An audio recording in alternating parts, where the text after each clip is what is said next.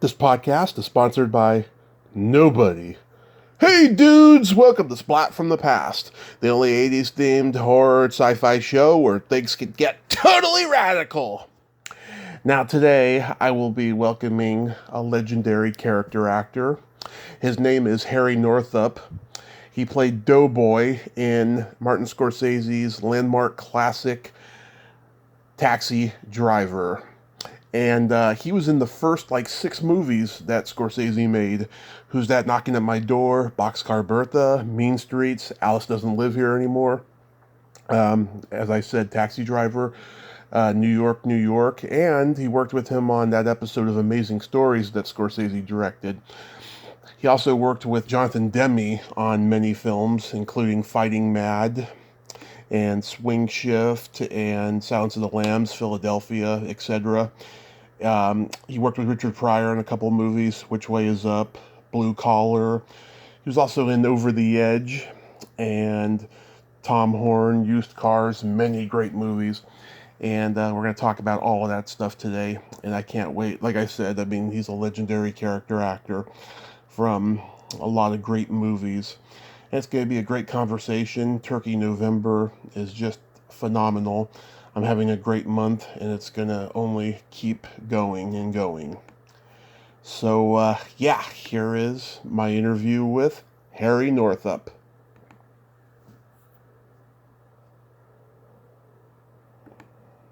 Good morning. Good morning, Harry. Welcome to the show, sir. How are you today? Thank you, Tommy. I'm doing fine. Nice and warm out here in LA. How you feeling? I'm feeling pretty good. We got the sun out. We've had nothing but rain the last few weeks, so this is a nice change. Are you an LA guy? I'm in Redding. Uh-huh. Yeah. Is there a college there, or is that Redlands? Oh, no, it's Shasta College. Okay. Well, it's good to hear your voice, and it's good to talk to you. Yes, this is such a great honor. Thank you so much for taking the time today, sir. Are you involved in the movie business at all? I've done stand-up comedy, and I've been in a couple of things, but that's as far as it goes. Yeah. Well, we all love movies. We all do, yes. So, going back in time, did you gravitate toward acting early on in your childhood? You know, when I was 14, I grew up in a little town in western Nebraska, Sidney, Nebraska, and when I was 14, I saw an ad for community theater, the Panhandle Players, and it was for a play called Time Out for Ginger. So I tried out for it, and I got the part of Eddie, and that was my first play, and I just loved working with grown-ups. You know, one of the characters was played by my math teacher in high school, and Mr. Godfrey. So I just thought that was a lot of fun, being with grown-ups and also being in a place where everybody listened to each other and tried to create harmony. Yeah, and also too, probably at that age, it was also probably good to get girls too that way from acting. Well, I know when I was in acting class in New York, some people went to acting class for that purpose, but I always just focused on the subject matter. You know, in this case, doing a play, and it started my love for theater, and then 2 years later, the same director, Connie Madsen, this was in a little town of 8,000. It was time to do Our Town, and I tried out and I got the part of George. So that was, one of the better parts I've ever done in my life. I was a baseball player, and the guy, threw a baseball up in the air and caught it with his glove as he was doing a couple of scenes. So, and I fell in love with the woman who was playing Emily. She was 2 years older than me, and I really had a great time. So I've just, I always loved theater and acting and later on poetry. But, it's just really, when I was doing a movie, Kansas, I think it was 1987, I was in a car. We were shooting right outside Lawrence, Kansas, and I was with the producer and his wife and another actor, and the producer's wife, Jackie Leto, she said, Harry, what is it about movies that you like? And I said, the telling of the story and the camaraderie. So that kind of sums it up for me in terms of theater, too. Yeah, Andrea Lito messaged me this morning and said, "Tell Harry I said hi." Oh, really? Yes. Oh, boy, that's great. How I, did you know her? I talked to her last year. It was the 40th anniversary of Dress to Kill, so I wanted to, talk to her about, her father and his movies and stuff. And she's a great lady. Well, I remember meeting her and talking with her and her dad. And her dad, George Lito, he produced, maybe about 13 pictures. He did 3 for De Palma, Right? and he did 2 that I was in, Over the Edge and Yep. Kansas. But she's a wonderful person, and so is George, and I was sad to see him die. I miss him. Yeah, she misses him too, but she's preserving his memory. She's making a documentary about him and all of that stuff. Wow, that's great. Yeah. So you attended California State University and got a BA in English. Did you do any acting there? What happened was, out of high school, I went to the Navy. When I got out of the Navy, I went to college in Nebraska State Teachers College at Kearney, and I had saved some money in the Navy, $1,500, which was a pretty good amount in 1962. And I just turned 21. I wanted to be an English teacher, and then when I was at college, I saw an ad for an audition of Othello. I went and auditioned for the part of Othello, and I did a real good job. And they usually, when people do plays, they have somebody in mind for the main characters. And I didn't get it, but the director really liked me, Wes Gensby, and he cast me as Cassio. So I did plays. I did that. I did The Crucible, Reverend Hale. I did the lead in what was it? The Great God Brown. I played Willie Brown. That was a Eugene O'Neill play. So that was when I got turned on to theater, regenerated my love for theater, and then I came to L.A. Went to New York, studied on and on. I won't go on to the whole story, but ultimately, I came out to L.A. with my first wife in '68, and I went to Santa Monica City and resumed some more classes because I'd quit college after in the second semester of my first year at Kearney, Nebraska, and I went to New York. I hitchhiked to New York, and I sat up in the bus stop. I don't know if it was 34th and 8th or 50th and 8th, the Greyhound bus station, and I sat up and slept, and in the daytime I went and auditioned. So I didn't get a job. I hitchhiked back to Sydney, about 2,000 miles, and then when I was playing baseball, town team, and the producer called me from one of the summer stock companies I auditioned for, Lake Wayland Playhouse, and asked me to come to Fitchburg, Mass. To be an apprentice, so I did. So that started my acting career. And then to get to your question, I came to LA, and in 1970 I started making a living as an actor. Before that, I'd done a number of things, but it was not enough to keep me going full time. And so I just started working. I didn't have time to go to college, and then so in 1985, I went back to Northridge in the early 70s, and then I was working all the time, so I would quit college and I would just, act, and that was my real love. And then in 1985, I went back. I thought, geez, I just need one upper division English course to get my BA. So I went back there and I took a course on Milton. It was very difficult, but I got an A in it, and I got my BA. So it was really, spread out over about 24, 25 years. But, that's fine. I never, being an actor, you don't need a college degree. Right. But it did help me broaden my interest and deepen my knowledge of poetry, which is a good thing. That is a good thing, yeah. And when you were in New York, did any of your classmates go on to be successful in acting? I was in this acting class taught by Frank Corsaro, who was a boy wonder out of Yale. He was kind of like the second important person at the Actors Studio next to Lee Strasberg. As a matter of fact, later on, he did take over the artistic director. He directed The Night of the Iguana on Broadway. He was the first director to direct No Exit off Broadway, and he directed opera. And in that method acting, and in that class, there were about a dozen of us that made our living as actors, our livings as actors, including Harvey Keitel, Hector Elizondo, Salome Jens, Richard Bradford, Billy Bush, Lane Smith, Ralph Wade, among others. Wow. So it was a good class. Yeah, it must have been a magical time there in New York. Everyone was young and everyone was just full of ambition, and who knew what was going to happen in their future. And it was cheap to live in New York at that time. When I went to New York to pursue my acting and studying acting, I was living in a hotel on 48th and 8th, the Court Hotel, $16 a week. And then another time it was $19 a week. So I lived in a bunch of hotels in Midtown and, did odd jobs. The first job I did in New York City, just to pay my rent was I worked at Quicksilver Messenger Service on 41st, right off Fifth Avenue, $1.15 an hour. So I, walked around, took buses, subways to deliver messages, and that was my first job in New York City, among others. So going to New York was a real education, not only acting, but learning about art and theater and movies, etc., foreign films. Yeah. According to IMDb, and we know how inaccurate IMDb can be at times, your first movie was Lilith? What happened was after I did my first year of summer stock, I got my equity card.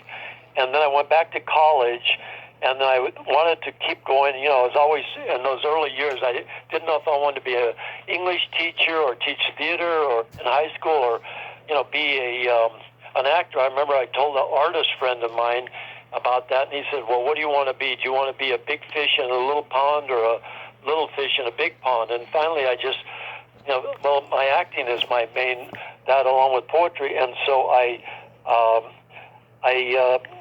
got my equity card, and then I went to New York. I quit college again when some director wasn't the first guy, but he didn't hire me to play. So I said, I should have been cast, even though I wasn't even right for it. It was a Playboy for the Western world. It was Irish, and I'm not that good at dialects.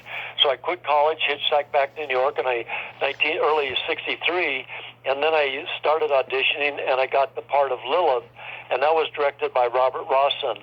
Right. So I got my SAG card from that picture, and there were, at that time what they were looking for, it took place in an insane asylum. There was Warren Beatty worked there. Peter Fonda was a mental patient. Gene Seberg was a mental patient. Right. And I was one of the mental patients. They were looking for, quote, actors who could do psychodrama. Psychodrama was a big phrase at that time. They just didn't want extras.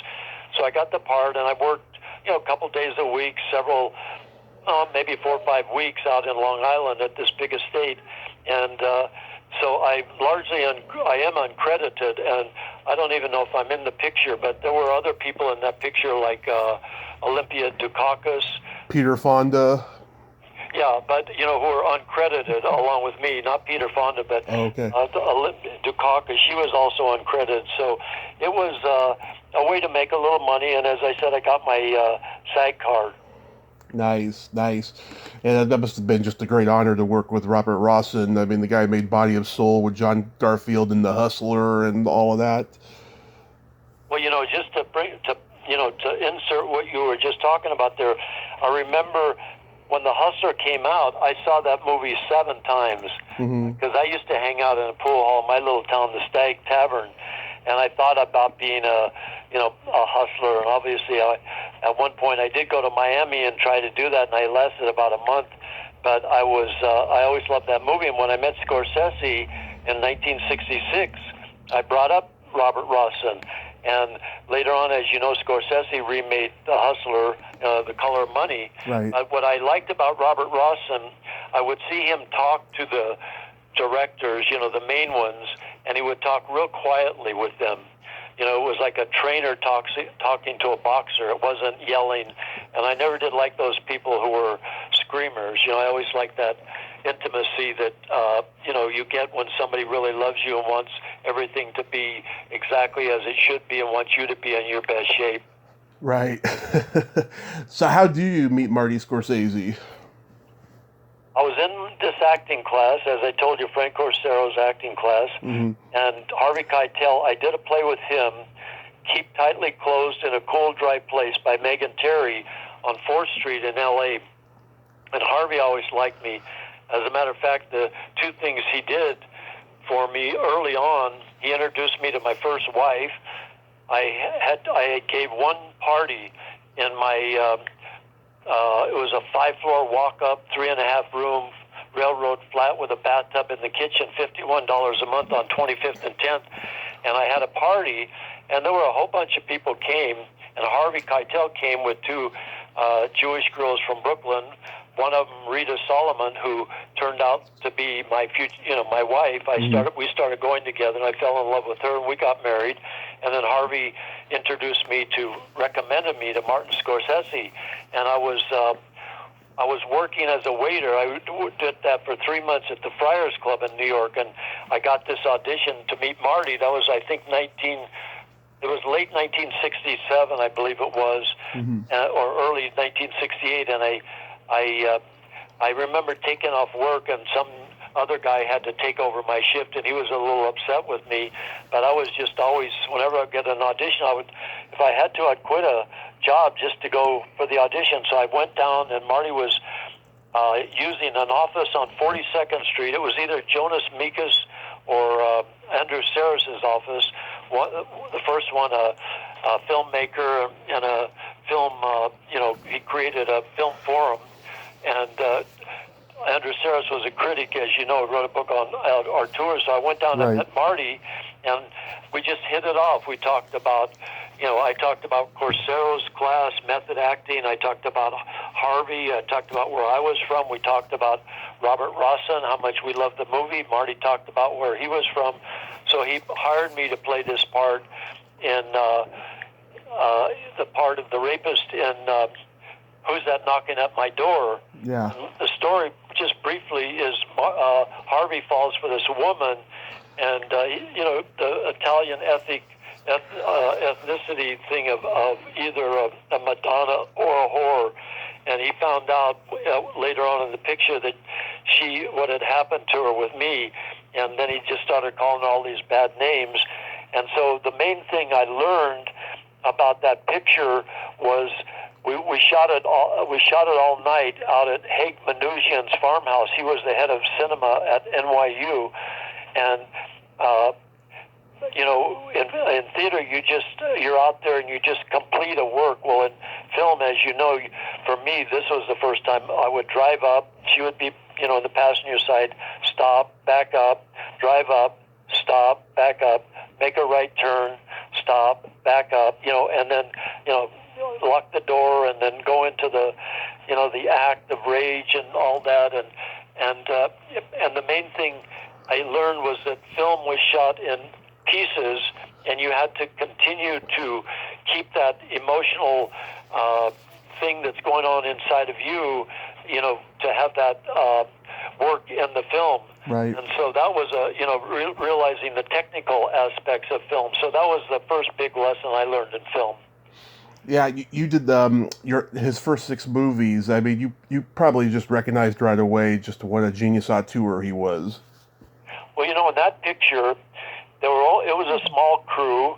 Marty, I remember he was wearing a knit cap, and he had, I don't know if he had some kind of a coat on. I don't know if it was a pea coat, and it was snow, and there was the director of the photography was Michael Wadley, who later on directed Woodstock, as you know, and maybe 2 or 3 other people, one doing the lighting, one the sound, one holding down the sandbags, and it was almost like Marty was like D.W. Griffith, out in the snow making way down east, but everybody around Marty at that time realized he was a born filmmaker. He just loved film. He just had so much knowledge of it. It was a real honor to work with him in his pictures. Yeah, Boxcar Bertha was a Corman production. How was filming that? That was great. I did 4 pictures for Corman as an actor, and then I worked with him. We were both actors in several films. But we shot that down in Camden, Arkansas. I think it was 34 days, and I played a racist deputy sheriff who had to call Bernie Casey and David Carradine, all these names, and beat up David Carradine. And Marty, he was just a wonderful director. He always wants his actors to contribute, and so I had a real good time. I was there was one thing that happened to me on the picture. I was staying at a motel, and I got, pretty close, as close as you can get, in one night talking with Bernie Casey. Mm-hmm. At one point, he was a professional tight end. He was also a poet, and he's African American. And the next morning, I remember walking to this courthouse. It was one of those old Gothic-looking courthouses in this little town, Camden. Mm-hmm. And I saw this old black man there, and I walked up to him and I said, I got to go in there and call Bernie Casey, all these racist names. And I said, I really like him. I just don't feel right about doing all that. And the guy looked at me and he said, well, Sonny, it's just a movie.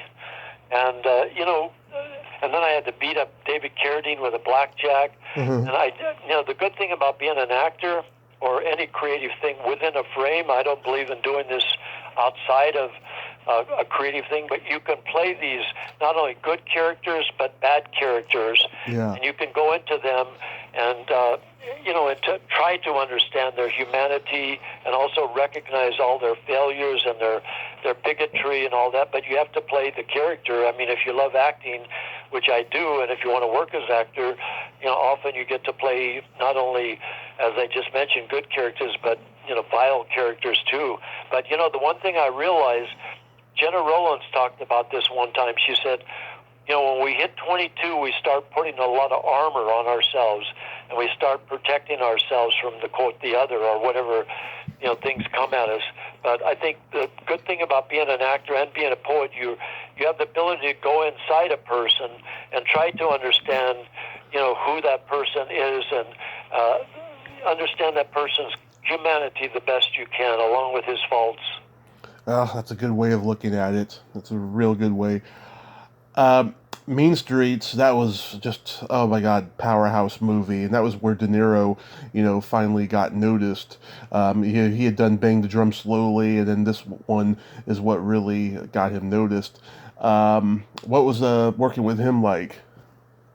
You just mentioned those two pictures, Mean Streets and Bang the Drum Slowly, 1973. Mean Streets opened the New York Film Festival that year, and he has such a tremendous range. He was just incredible, as we all know, in Mean Streets. That picture, and for him and Harvey and Marty just shot them to the moon.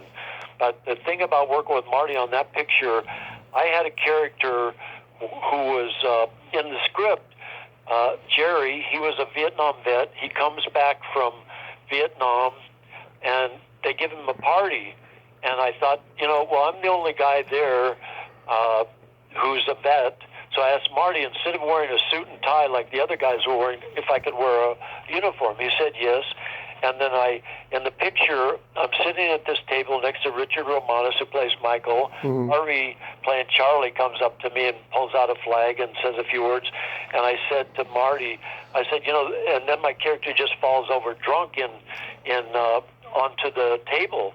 And I said, Marty, I've always wanted to, I didn't say this to Marty, but within my mind, I've always thought, I try to make a passive character active. And I'd heard Marty say on the set to an interviewer, it's always some poor schmuck who's in the background who nobody's paying attention to, who's going to create mayhem. So I said, I want to do, I want to destroy the cake, I want to rip the table up, and then I want to just create mayhem. And Marty loved it. And so the DP was Kent Wakeford, mm-hmm. and who also was living here at MPTF, the Motion Picture and Television Fund, where I live now. My wife and I moved in here 4 years ago, and there were only two cakes, so I told him, just keep me in frame. He was doing a lot of handheld, so he did. And I remember one time Marty came up to me talking about the film, mm-hmm. The shot, and I said, Marty, I don't have any lines in this. And Marty said, don't worry, Harry, film is visual. And that's true. So mm-hmm. I did my scene. It came out fabulous. The writer came up to me and said, you brought things to the script that weren't in it, and Marty loved it. And then when the New York Times review of Mean Streets came out, I think it was Vincent Canby talked about me in that scene. He said the scene where the Vietnam vet destroys his own Homecoming is one of the most mysteriously sorrowful moments in recent American cinema. So, that, and doing that film, going deep inside me and, allowing the darkness to come out, helped me not only in my acting, but my poetry. It dislodged something in my psyche. And, as I said earlier, in art, you can do these, you can examine these things. I would never do anything like that in real life outside of the frame, but I think in art we're permitted, to take those things to the distance. Tell me about your experience on Taxi Driver. What did you think of the script when you read it? Marty called me in to Columbia. I had worked on another picture before that, Alice Does Delivery, with him. Yeah. And Taxi Driver was his fifth picture. He called me in. He said, when I was looking at this script, I wanted De Niro to play Travis, Harvey second choice, you third choice. I gave it to De Niro, and I'd like you to play Doughboy. So I said, yeah, I'd love to do it. So he gave me the script, and I remember when he gave me the script, he said a few things. He said to me, this is 1975, early 75, I believe. Mm-hmm. He said, I'm going to shoot Taxi Driver in such a surreal way no one ever has before. I'm going to turn Taxi Driver into a gothic horror story, and I'm going to use those garish 50s colors. And then he said about the dialogue, he said the dialogue's too direct, the way we shoot, the way we work sideways. So I took the script home with me and I read it, and it was an excellent script. Schrader's always been excellent, strong structure, but I realized he probably had never driven a cab. But at one point, I had driven a cab for 10 months when I was going to college, so I had a lot of cabbie experience. So some of the lines, like in the first scene, there's a 6-page scene with me, De Niro, and Peter Boyle and Norman Matlock, and one line, for example, when Peter Boyle says, Travis, do you know Doughboy? And my line was, yeah, we went to Harvard together. Well, I remember when I was driving a cab, I heard a line, some guy say, hey, so-and-so, you got change for a nickel. So instead of using the first line that was in the script, I used, hey, Travis, got change for a nickel. And, so I added a few more things like that. And then after that first scene, it was, a 6-page scene. I told Marty, I said, Marty, what I'd like to do, because I played Doughboy, who was the fastest cabbie in New York City, and I thought, Jesus, here I am, a little guy from a little town in Nebraska, and I'm working with, De Niro and Scorsese, the two, these guys are the best there are in New York City. So I thought, okay, if I, say you and I were driving a cab, and I wanted to sell you a gun, you think, well, what's Harry trying to do? Is this a setup? Is he a cop, undercover cop? So I thought, I will try to sell De Niro something to make him look like I'm crazier than he is. And so I had a piece of Errol Flynn's bathtub with me that I'd gotten up at the Pines in Hollywood, and I took it with me. So I told Marty what I was going to do. I showed him what I had in my pocket, and I said, here's the dialogue I'll use. Here's what I'm going to show him. And then I'm going to ask him a question. I'll ask him if he wants to buy it, this and that. And then I'll exit. So Marty said, great, I love it. So he told De Niro that Harry's going to try to sell. Oh, the other thing I said was, if you don't like it, you can just clip it, because they don't want to take 45 minutes to do a new setup. So all it is, I exit, I come right back in. They have the same shot. I enter the frame, and I pull out this little, I don't know, it was kind of a little off triangle piece of Errol Flynn's bathtub. Right. I said, I asked De Niro, showed it to him, and I gave him the dialogue. And then at the end of it, I said, why don't you take it? If you can sell it, give me half of what you got. And he just looked at me like I was loony, and he said, no. And then I exited. I said, well, I'm going to go do my dirt. And later on, I realized there's a lot of water images in the script. And also, De Niro was playing this sexually repressed guy. And so, and also in the future, it's kind of like a little metaphor, too. In the future, somebody's going to have an article of De Niro's, and they're going to try to sell it. Yeah. So I did that, and that was there were some other things later on in the script that I changed. And another interesting thing, when I went to New York, I had the clothes I wore as a cabbie. Mm-hmm. I had my transistor sister. Remember, I'm probably a little older than you, but in those days, we used to carry around those little transistor sisters. Yeah. I had some Bull Durham to roll, and I had all that. I had my original cabbie license on a clipboard. So I just made a little nest right there in front of me. And I remember when I showed up, the costume woman, Ruth Morley, who was one of the top 4 costume people in New York, she said, Marty said you guys are going to wear your own clothes. And I said yes, and I showed her what I had, and Marty liked everything. One pair of pants was just a little too fine, so I didn't use them. And then also we didn't have any makeup.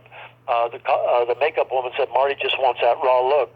And then one last little thing, and there was a scene toward the end where we're at the Belmore cafeteria. Cabbies hang out on 28th and South Park. Mm-hmm. And I thought, all right, this scene, and then De Niro's going to go out and talk to Peter Boyle, and then a few more things, and then he's going to start killing people, and there's going to be blood all over the place. So I went downtown, I went to 42nd Street, and I got myself a red shirt, because I knew Marty loved red, and also primary colors. That helped me stand out. So you had the red shirt, and then you cut, later on, there's a number of scenes with the blood.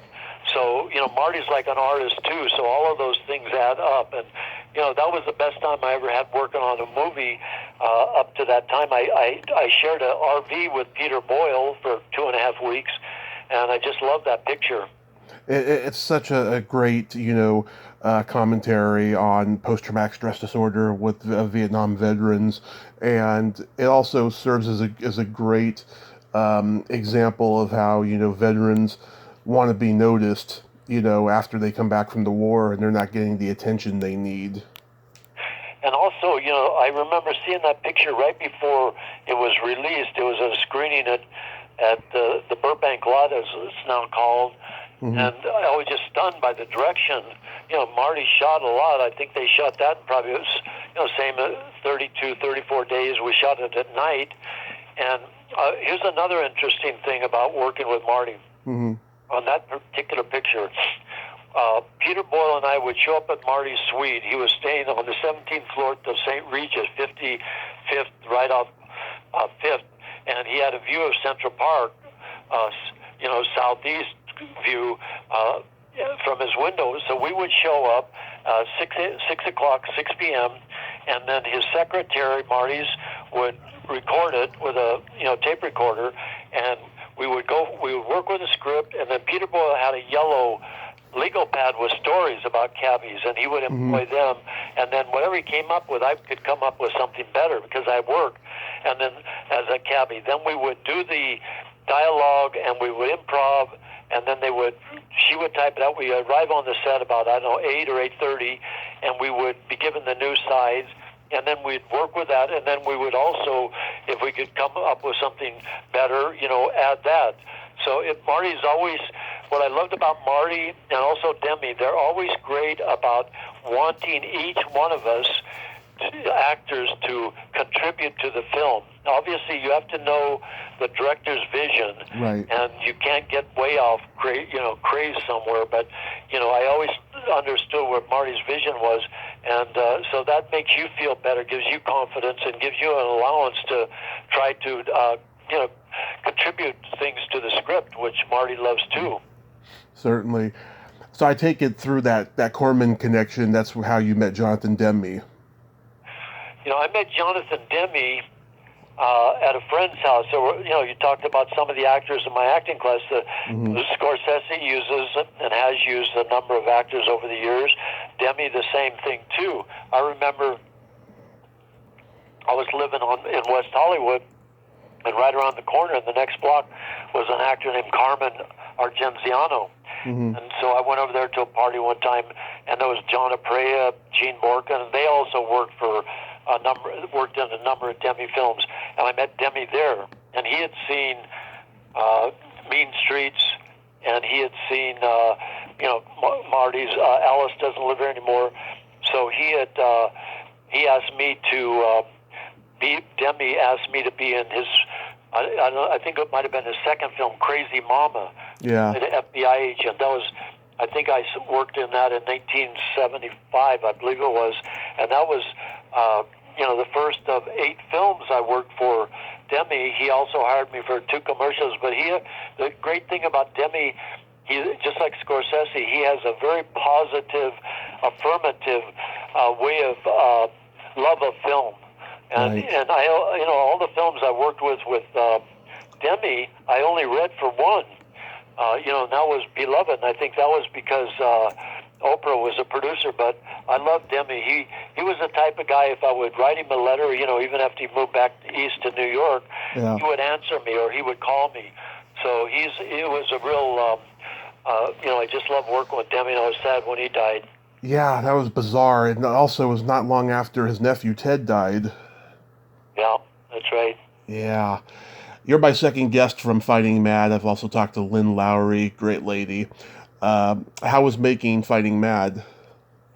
Fighting Mad was, Demi gave me, I'll just tell you one thing. I worked on that picture for 6 weeks, and I didn't have to read for it. I met Corman, who produced it. That was, I think, a 32-day shooting schedule down in Fayetteville, Arkansas, and that was, I love that. Peter Fonda was the lead, and then I was kind of in the middle, the sheriff, and then there was the bad guy, Philip Carey, who did a lot of John Ford films, Jacques Turner films, and he was real arrogant, and Scott Glenn was in it. And it looked to me like Demi probably based that film, he wrote and directed it on Shane, the big company trying to take over the little farmer. And I loved working on it. And, when I got the picture, Demi said, he was giving me co-starring role. And then later on when we were looping, ADR work, we were walking out of the office, and he said to me, Harry, remember when I said you were going to get co-star billing? I said, yeah. And he said, you're not. And my heart dropped. And then he said, you're getting star billing. So that was the first time I got a star billing. And then also when Jonathan Kaplan later on did Over the Edge, it was the first time in my life George Leto gave me top billing on that picture. But I loved Demi. He would also allow me to contribute. I got down to Fayetteville about a week before, and Demi hooked me up with a real sheriff. He was a real straight, all-American type of boy. And I remember one thing, we would drive around, and he would point out the people in this town and tell me about their character. I remember he said a line about kids. He said, hunting, fishing, and sports, that's what we should teach our kids. And I remember throwing that line in when I I arrested Peter Fonda, and his little boy in the picture was in it, and I threw that line in there, instead of causing trouble, you should be teaching your kid these things. But Demi was also open to contributions. Yeah. How was making Silence of the Lambs? Silence of the Lambs, I remember seeing that Demi was going to do Silence of the Lambs about 3 or 4 months before he actually did it. So I wrote him a letter, and then he gave me the part of Mr. Bimmel. I remember I bought the book, and that book was in its 47th printing by Thomas Harris. And in the book, it had a whole chapter for Mr. Bimmel. Obviously, they wouldn't do that in the film, but I read it, and then my character was raised pigeons. And in the script, at the beginning, when Jodie Foster comes in, Clarice Starling, he's building an addition to the pigeon coop. So I thought to myself, well, first of all, what I did was I had 2.5 months ahead of time. So I got a pigeon from a friend of mine who raised pigeons. I kept him in a cage outside. I brought him into my bedroom after I put papers on the floor for about an hour every day. And I got to be like his mate. And you have to learn how to hold pigeons because they go to the bathroom all the time. So you have to hold them so that when they go the opposite way from you. And his name was Champ. And so that was one thing I did. The other thing I did was I asked a friend of mine from that area, I think it took place in Cincinnati, how people dress back there. And my character worked outside, so he said, dress in layers. So the clothes I wore there was 2 exteriors, 1 interior, were clothes I chose. And I remember, and then I found a knit cap, and I found it. I used it was the colors of gray, red, and blue, and a couple of those colors are the color of Ohio State. So I thought people would recognize that right away, and so I showed him to Demi, and he loved him. And I did the scene, and I remember Jodie Foster comes walking in, and we had been in 2 movies together. We didn't act in the same scene or scenes, but we were in Alice Doesn't Live Here Anymore and Taxi Driver, as you know. And so she came in, and we, talked a little bit about that. But she put her one hand up at her forehead, horizontal to the ground, and one hand, the other hand down around the chin, horizontal to the ground. She said, "Demi's shooting this picture like this, that close. Does it bother you?" I said, "It doesn't bother me." And later I realized what she was saying was that Clarice's point of view, how she sees people, is one of the ways Demi shot the film. But it was a very emotional scene, and I just love working with Jodie and Demi, and I was just so happy to work in it. And as you know, won the 5 top awards. Oh, yeah. Were you surprised at how successful the movie became? Well, obviously, you never know what's going to happen. I remember going to the premiere with my wife at Century City, and everybody just sat there, and it was just real quiet and taut. And then at the end, when the movie ended, everybody just sat quiet for about a minute or 2, and then you just felt a sense of a sigh of relief, and then a big applause. So that really, that was kind of a foreboding, but obviously it was a pleasant surprise. Nice. Then you did a couple movies with Richard Pryor. How was working with him? I worked with him in Blue Collar, and before that I worked with him on Which Way Is Up. Right. Which Way Is Up, that was directed by Michael Schultz. I had to throw him off of the farm. I played a character called Chief Goon, and also I had to call him, and there was a lot of Hispanic actors, the Teatro de Campesino, Louis Valdez and Diane, I forget, was it Diane Verona? I can't remember her name. Danny Valdez, the brother of Louis, and they were just incredible. They came right out of they created their own theater company, and he's Louis Valdez, the one who ended up doing Zoot Suit. But Pryor liked me in that picture, and then when I came on the set on Blue Collar, he raised his fist up, like Harry, and I did that, and so I love working with him. Pryor is just one of the most fastest. Next to De Niro, I think Pryor's the fastest guy there is in terms of improvisation. He's just incredible. But he did a beautiful job on that picture. And Schrader, that was his directorial debut. I've worked in a number of films. One second. I just had to cough. I worked in a number of pictures, first-time directors. Charles Eastman, The All-American Boy, Scorsese, first film, Schrader, and another guy, Drew Dunbaum, Nickel Mountain. But, Schrader was good. It was pretty wild working on Blue Collar. I don't want to go into any of the stories. Yeah. In Kalamazoo and then Detroit, and it was an excellent film. Yeah, I think both movies are great examples of what Pryor does, comedy and drama. Yeah, and Pryor, out of those 3 guys, Pryor, Harvey, Yaphet Kotto, I love all 3 of those guys. Harvey's a friend of mine. Pryor really seemed to emerge, and, he, obviously in the script, he's the guy who emerges, and then I take over the job he had, my character Hank. But, they all did a great job, and Yaphet Kotto, he's an incredible actor, too. He just passed recently, too. Oh, he did? Yeah. Oh. Also, Ed Begley Jr.'s in it. Oh, yeah. We had a lot of good times. I worked with Ed on another picture, but, yeah, it's great. Yeah, that guy knows everybody.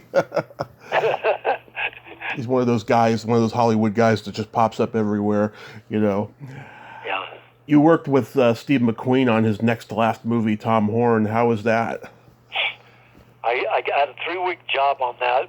We lived in Tucson. We shot about 40 miles out in the desert, and I played his defense attorney, who didn't really put up much of a defense. He was kind of gave in to what the corporate people in that area wanted, in the script.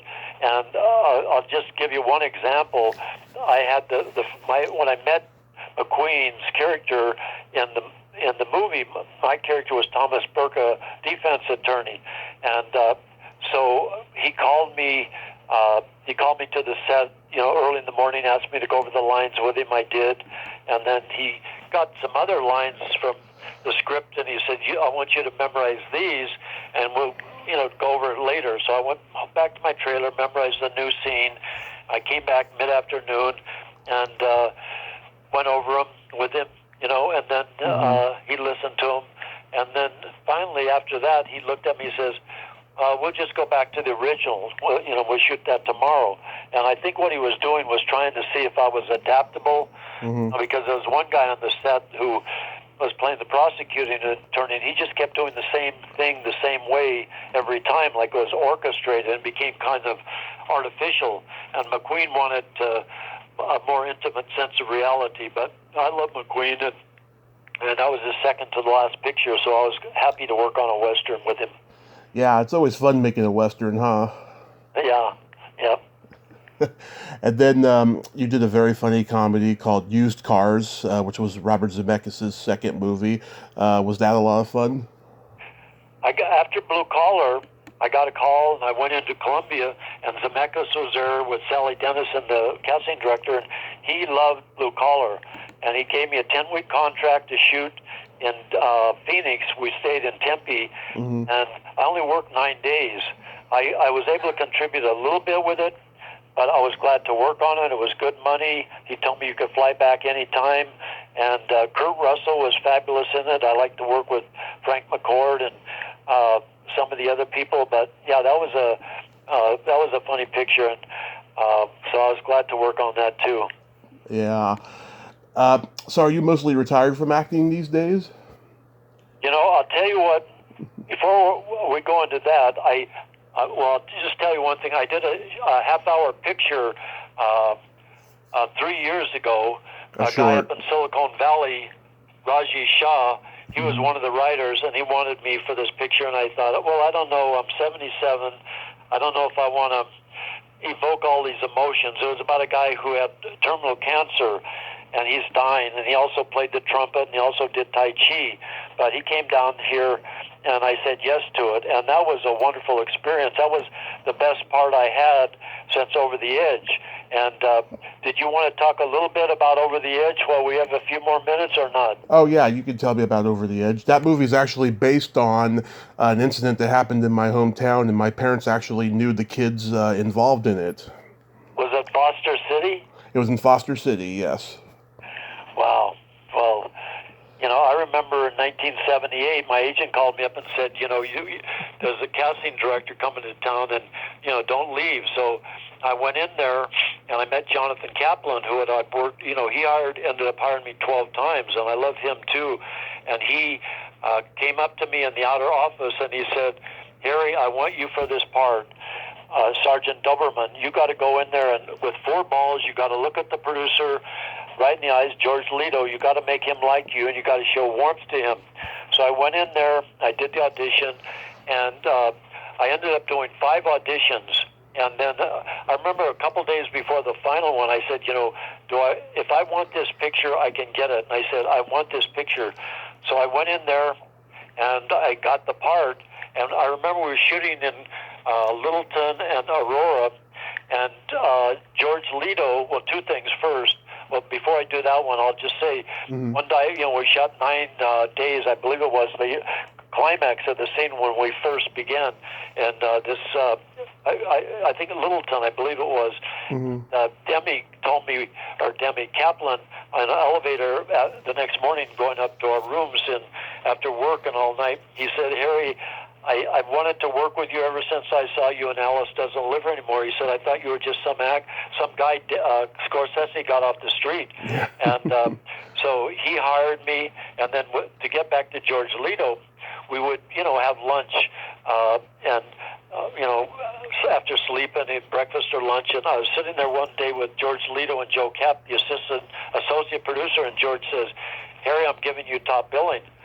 Because there were about 5 or 6 of us who all had favored nations.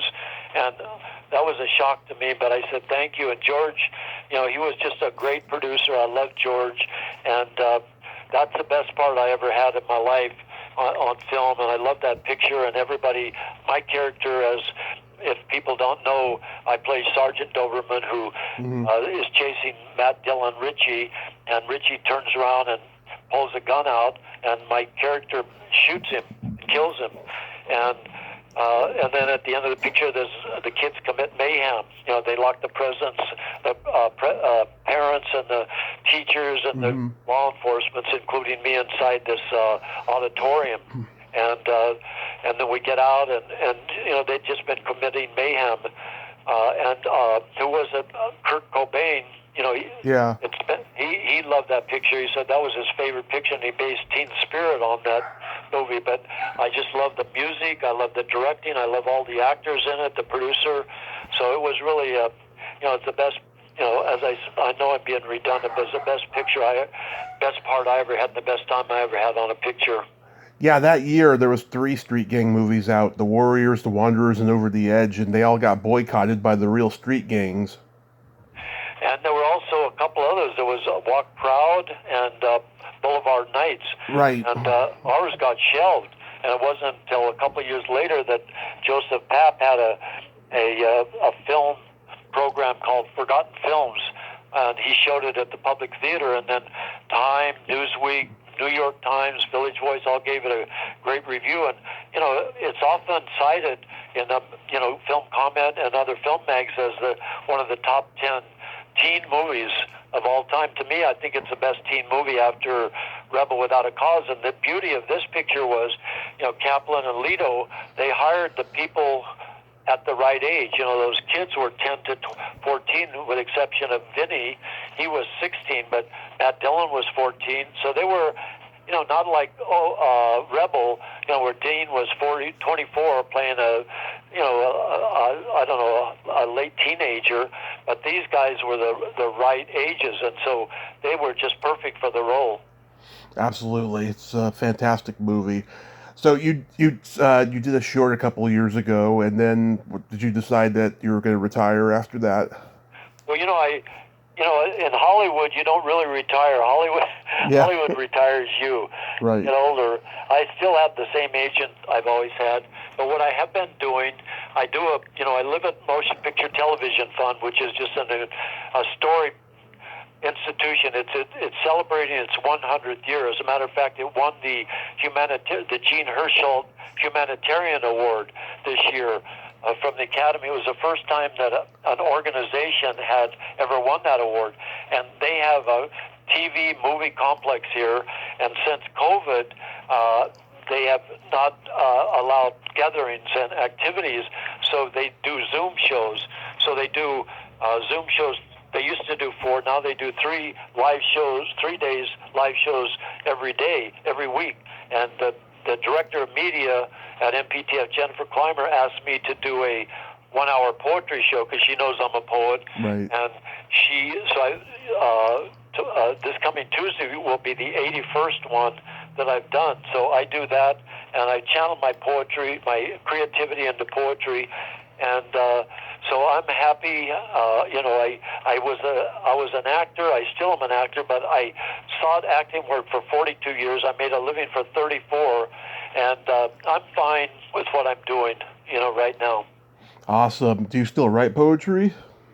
I still do. I had my last book, my 12th book of poetry, come out late last year from Coanga Press. It's called Love Poem to MPTF, and it's 95% of it about living here.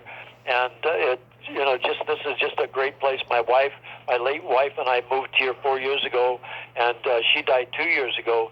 So I continued to write, and I've had a lot of poetry published in magazines and anthologies. So I'm grateful for that. Do you still talk to Marty? I haven't talked to Marty. I saw him years ago at the Chateau Marmar the night before he was to receive the Cecil B. DeMille Award at the Golden Globes. There was a fair for him, and I talked to him. That was the last time I talked to him. The one director I do stay in touch with is Jonathan Kaplan, and so he's always great. And then Corman, you mentioned Corman earlier. I mentioned him. I saw him at a birthday party a year ago, January, and he's in his early 90s, and he and his wife Julie were there, and yeah, as you know, they both, Roger hired Scorsese, Demi Kaplan, and I worked in some of those early pictures there, and so it's just great to get in with those people early on in their careers and keep working with them. It certainly is. I forgot to mention before, also Rex Sykes says hi. Yeah, he's great. I haven't seen him for a while, but he's great, Rex. Yeah, he told me about, he remembers all the breakfasts and lunches with all these great character actors like you and Dick Miller and Chuck McCann and Chuck Mitchell and Martin Landau and stuff. Yeah. That was back when Hollywood was a small community, when there was no internet. Well, actors always... That's the first thing I found out when I went to college, way back in '62, and even when I was doing community theater, you'd hang out. And I remember going to college. I didn't, it was good. I'd been in a class about Greek history, and I thought, what the hell does this have to do with me? But then once I got into the theater group and then doing plays in college, and then hanging out with actors and the director sometimes, and that's been my whole life, either being with actors or poets. My wife, she was a teacher, so we'd also have friends who are teachers, but it's just part of the life you lead. So I'm thankful for the life I've had. Harry, thank you so much for joining me today, and I hope you have a happy holiday season, and be safe and continue writing your poetry. Thank you, Tommy, and thanks for asking me. It's been a real pleasure and an honor. My pleasure, sir. Have a great day. Adios. Bye-bye. Bye-bye. Well, there you have it. Harry Northup. Ain't he a cool dude? What a nice man, huh? Great stories. Very humble about his past and his present. And it was great to talk to him today. Well, until next time, this is Tommy Throwback Kovac saying, there's no shame in living in the past, because the present sucks. Later, dudes.